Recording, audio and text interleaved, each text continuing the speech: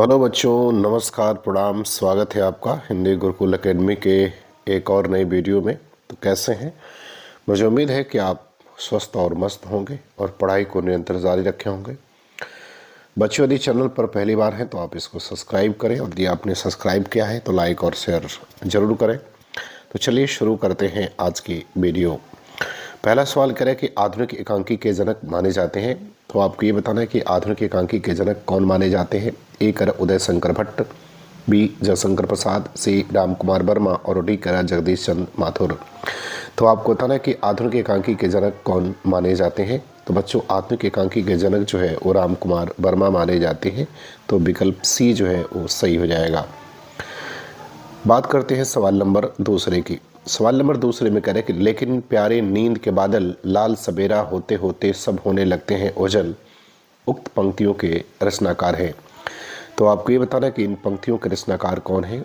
ए कर हरिवंश राय बच्चन, बी त्रिलोचन, सी केदारनाथ अग्रवाल और डी कर भवानी प्रसाद मिश्र।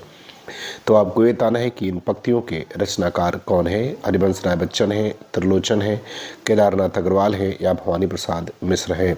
तो बच्चों, दूसरे का उत्तर हो जाएगा केदारनाथ अग्रवाल। विकल्प सी जो है वो आपका सही हो जाएगा। अब हम लोग बात करते हैं सवाल नंबर तीसरे की। सवाल नंबर तीसरे में कह रहे कि भक्तन को कहाँ सीकरी शोकाम, आवत जात पनहिया टूटल, बिसर गयो हरिनाम। यह किस भक्त कवि की रचना है। तो आपको ये बताना है कि यह किस भक्त कवि की रचना है। ए कह रहा है कृष्णदास, बी कह रहा है कुंभन दास, सी कह रहा है सूरदास और डी कह रहा है परमानंद दास। तो आपको ये बताना है कि यह किस भक्त कवि की रचना है। तो बच्चों, इसका उत्तर हो जाएगा कुंभन दास, अर्थात विकल्प बी जो है वो आपका करेक्ट हो जाएगा। अब हम लोग बात करते हैं सवाल नंबर चौथे की। कह रहा सृष्टि पर पहरा नामक काव्य के लेखक जिन्हें 2013 का ज्ञानपीठ पुरस्कार प्रदान किया गया है। तो आपको बताना है कि सृष्टि पर पहरा नामक काव्य के लेखक कौन हैं जिन्हें 2013 का ज्ञानपीठ पुरस्कार दिया गया। ए कह रहा है केदारनाथ अग्रवाल, बी कह रहा है केदारनाथ सिंह, सी कह रहा है शमशेर बहादुर सिंह और डी कह रहा है विश्वनाथ त्रिपाठी। तो आपको बताना है कि इसमें से कौन सा विकल्प सही होगा। तो बच्चों, चौथे का विकल्प दूसरा सही हो जाएगा, केदारनाथ सिंह सही हो जाएंगे। बात करते हैं सवाल नंबर पाँचवें की। सवाल नंबर पाँचवें में कह रहा है कि काव्य जीवन की आलोचना है, सिद्धांत किस विचारक का है। आपको ये बताना है कि काव्य जीवन की आलोचना है, सिद्धांत किस विचारक का है। ए कह रहा मैथ्यू अर्नाल्ड, बी कालरीज, सी एलियट और डी कह रहा वर्ड्सवर्थ का। तो आपको ये बताना है कि काव्य जीवन की आलोचना है, इस सिद्धांत के विचारक कौन है। तो पाँचवें का उत्तर क्या होगा। तो बच्चों, हो जाएगा पाँचवें का उत्तर ए मैथ्यू अर्नाल्ड इसके विचारक है। अब हम लोग बात करते हैं सवाल नंबर छठवें की। सवाल नंबर छठवें में कह रहा है कि श्री हर्ष द्वारा रचित नैषधीय चरितम में किस रीति की प्रधानता है। तो आपको बताना है कि हर्ष के द्वारा रचित नैषधीय चरितम में किस रीति की प्रधानता है। ए कह रहा पांचाली रीति, बी वैदर्भी रीति, सी गौड़ी रीति और डी प्रसाद रीति।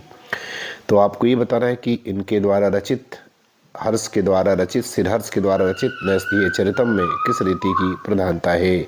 तो बच्चों, वैदर्भी रीति की प्रधानता इसमें है। तो विकल्प बी जो है वो आपका सही हो जाएगा। बात करते हैं सवाल नंबर सातवें की। कहा रहा है कि महीन भट्ट द्वारा प्रतिपादित सिद्धांत है। तो आपको ये बताना है कि महीन भट्ट द्वारा प्रतिपादित सिद्धांत जो है वो कौन सा सिद्धांत है।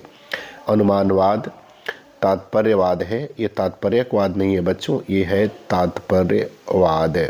कौन सा वाद है? ये तात्पर्यवाद है। चलिए, दूसरा तात्पर्यवाद, तीसरा लक्षणवाद, सी मतलब लक्षणवाद और डी अभिव्यंजनावाद। तो आपको ये बताना है कि महीन भट्ट द्वारा प्रतिपादित सिद्धांत कौन सा है। ए अनुमानवाद, बी तात्पर्यवाद, सी लक्षणवाद या डी अभिव्यंजनावाद। तो सातवें का उत्तर क्या होगा। तो बच्चों, सातवें का उत्तर विकल्प ए हो जाएगा, अनुमानवाद जो है वो सही हो जाएगा। अब हम लोग बात करते हैं सवाल नंबर आठवें की।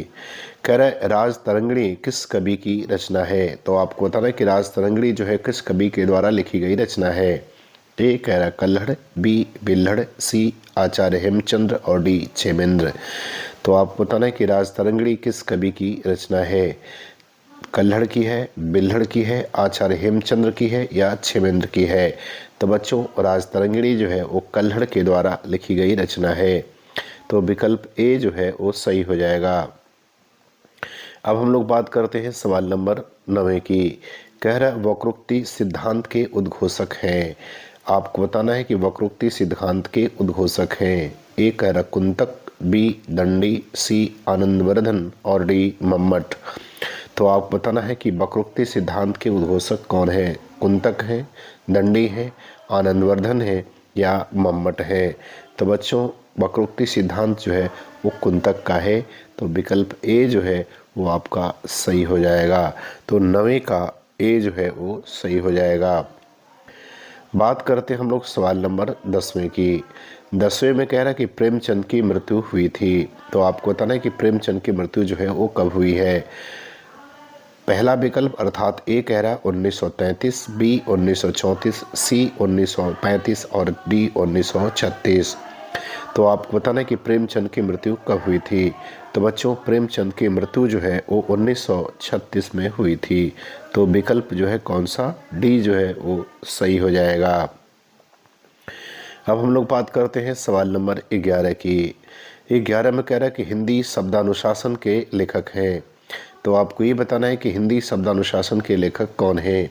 ए कह रहा कामता प्रसाद गुरु, बी किशोरी दास वाजपेयी, सी श्याम सुंदर दास और डी कह रहा है कि रामचंद्र वर्मा। तो आपको ये बताना है कि हिंदी शब्दानुशासन के लेखक कौन हैं। कामता प्रसाद गुरु हैं, किशोरी दास वाजपेयी, श्याम सुंदर दास या रामचंद्र वर्मा है। तो बच्चों हिंदू शब्दानुशासन के लेखक जो है वो किशोरी दास वाजपेयी है। विकल्प बी जो है वो आपका सही हो जाएगा, हिंदी शब्दानुशासन के लेखक। अब हम लोग बात करते हैं सवाल नंबर 12 की। 12 में कह रहा है कि अरविंद दर्शन से प्रभावित हिंदी के लेखक हैं। बच्चों दर्शन नहीं है, ये दर्शन है ना। क्या है, अरविंद दर्शन। तो ये दर्शन हो जाएगा। अरविंद दर्शन से प्रभावित हिंदी के कवि हैं। ए कह रहा जयशंकर प्रसाद, बी निराला, सी सुमित्रा नंदन पंत और डी कह रहा मैथिली शरण गुप्त। तो आपको बताना है कि अरविंद दर्शन से प्रभावित हिंदी के कवि हैं।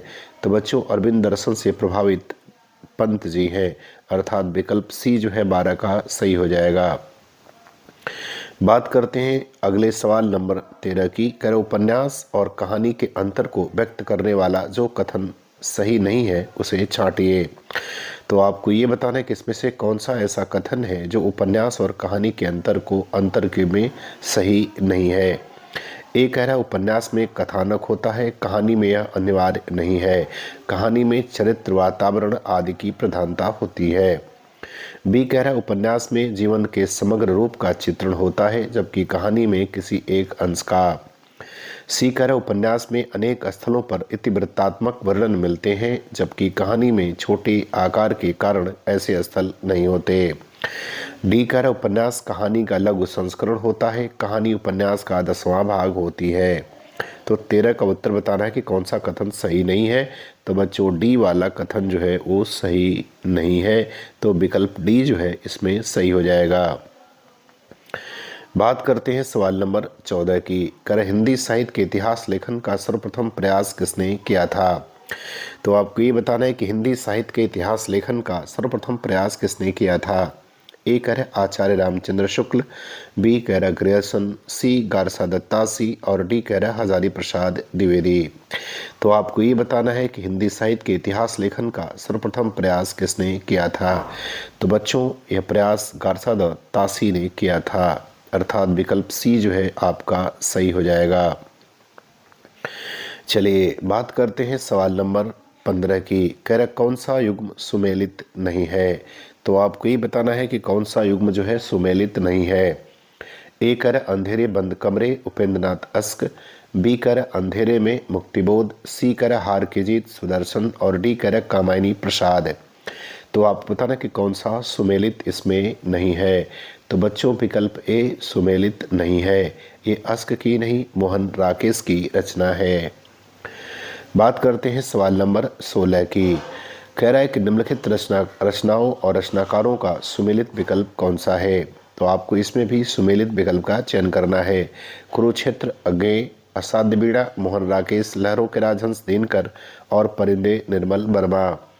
तो आपको बताना है कि इसमें से कौन सुमेलित है। तो बच्चों जो सुमेलित है वो डी विकल्प है, परिंदे निर्मल वर्मा का। बाकी कुरुक्षेत्र दिनकर का, असाध्य बीड़ा अज्ञेय का और लहरों के राजहंस मोहन राकेश की रचना है। बात करते हैं बच्चों सवाल नंबर 17 की। उक्त व्यक्ति प्रकरण ग्रंथ का विषय है।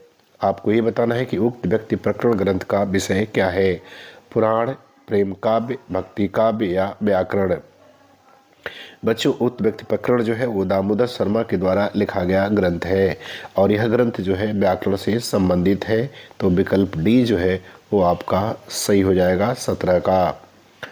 अब हम लोग बात करते हैं सवाल नंबर 18 की। सखी संप्रदाय को कहा जाता है। आपको ये बताना है कि सखी संप्रदाय को कहा जाता है। ए राधा वल्लभ संप्रदाय, बी हरिदास संप्रदाय, सी कि चिंत्याचिंत्य संप्रदाय और डी अक्षाप संप्रदाय। तो आपको बताना है कि सखी संप्रदाय को क्या कहा जाता है। तो बच्चों सखी संप्रदाय को हरिदास संप्रदाय भी कहा जाता है और इसके जो प्रवर्तक थे वो कौन थे। स्वामी हरिदास इसके प्रवर्तक थे। चलिए बात करते हैं हम लोग सवाल नंबर 19 की। छायावाद की विशेषताओं में सम्मिलित नहीं है। ए अनुभूति की अभिव्यक्ति, बी उपदेश की प्रधानता, सी कल्पना की अतिशयता और डी विस्मय की भावना। तो आपको बताना है कि छायावाद की विशेषताओं में कौन शामिल जो है वो नहीं है। तो बच्चों छायावाद की विशेषताओं में उपदेश की प्रधानता शामिल नहीं है। और बच्चों आज का अंतिम सवाल नंबर 20वां लुकमान अली के लेखक हैं। तो आपको ये बताना है कि लुकमान अली के लेखक कौन हैं। ए राजकमल चौधरी, बी धूमिल, सी श्याम परमार और डी सौमित्र मोहन। तो आपको बताना है कि लुकमान अली के लेखक कौन है। तो बच्चों लुकमान अली सौमित्र मोहन की रचना है। तो विकल्प डी जो है वो सही हो जाएगा। तो बच्चों मुझे उम्मीद है कि आपको ये वीडियो पसंद आएगी और आपको अगर अच्छा लगे तो आप इसको लाइक, शेयर और सब्सक्राइब जरूर करें। धन्यवाद।